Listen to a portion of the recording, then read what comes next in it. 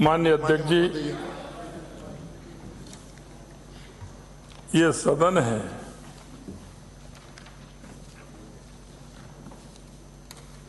सदन में आवश्यक है प्रश्नोत्तर।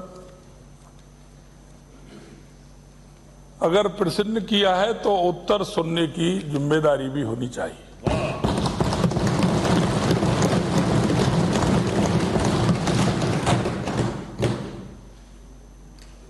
प्रश्न वो,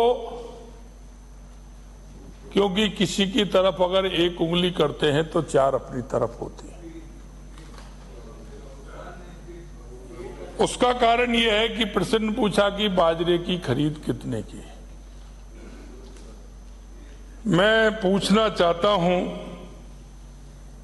कि बाजरे की फसल अभी आने वाली है, सरकार के बाद शायद ये पहली फसल होगी सरकार बनने के बाद, लेकिन इस बात का भी विचार करना चाहिए कि 5 साल के अंदर हमने उस पर कितना खरीदारी की।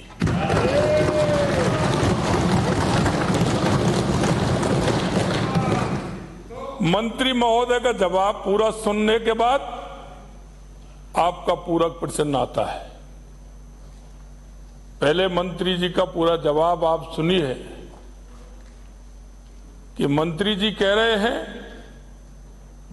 कि हमने आगामी बाजरे की फसल के लिए केंद्र सरकार को हमने पत्र भी लिखा है और हमारी सरकार ने आपके समय में एक जगह नहीं, हमें कई जगह धरना देना पड़ा, क्योंकि हरियाणा के किसान को, गुजरात के किसान को, एमपी के किसान को, यूपी के किसान को उस बाजरे को 2300 रुपए का मिला और हमारे किसानों ने उस बाजरे को 1400 रुपए में और 1500 रुपए में हमारा किसान का बाजरा बिका था।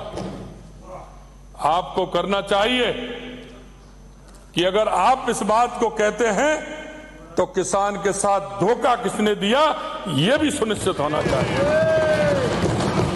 मैं आपके माध्यम से मैं कहना चाहता हूं, मंत्री जी का जवाब पूरी स्पष्टता के साथ था। हमने सुना है हमारी सरकार जो कुछ कहेगी वो करके दिखाएगी, ये हम विश्वास दिलाते हैं। हम राजस्थान की जनता के बीच में अगर हमारे किसी भी जनप्रतिनिधि ने जनता के आश्वासन में एक शब्द भी निकाला है, हम आपको विश्वास दिलाते हैं उस शब्द का जवाब भी हम देंगे। और मैं यही कहना चाहता हूं कि हमारे मंत्री जी का जो जवाब है वो स्पष्टतापूर्ण है कि हमारी सरकार निश्चित रूप से विचार करेगी और हमारे राजस्थान के किसान को बाजरे के लिए लाभ भी देगी। माननीय अध्यक्ष महोदय,